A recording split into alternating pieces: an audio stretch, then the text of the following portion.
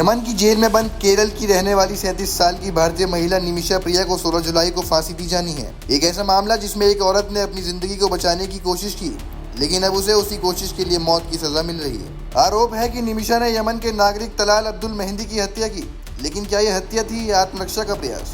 और अगर आत्मरक्षा थी तो क्या किसी भारतीय महिला को उसका हक नहीं? निमिषा ने यमन में डॉक्टर के तौर पर काम शुरू किया था। गरीब परिवार से आने वाली निमिषा ने अपनी मेहनत से अस्पताल में काम किया, फिर एक क्लिनिक भी शुरू किया, लेकिन यमन के नियमों के मुताबिक बिजनेस खोलने के लिए किसी स्थानीय नागरिक की साझेदारी जरूरी थी।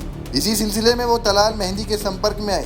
शुरुआत में सब ठीक चला, लेकिन कुछ ही समय में चीजें बिगड़ गई। तलाल ने न सिर्फ निमिषा को प्रताड़ित किया, बल्कि उसका पासपोर्ट भी जब्त कर लिया। इससे परेशान होकर निमिषा ने पासपोर्ट वापस पाने की कोशिश में उसे बेहोशी का इंजेक्शन लगाया, लेकिन ओवरडोज के चलते तलाल की मौत हो गई। अब सवाल ये है, क्या यह हत्या जानबूझकर की गई थी या फिर मजबूरी में उठाया गया कदम? अदालतों ने अपनी राय दे दी। 2018 में दोषी करार, 2023 में यमन की सर्वोच्च अदालत की पुष्टि और अब राष्ट्रपति की मंजूरी के बाद 16 जुलाई को फांसी का आदेश। लेकिन क्या भारत सरकार ने अपनी नागरिक की जान बचाने के लिए कोई ठोस कदम उठाया?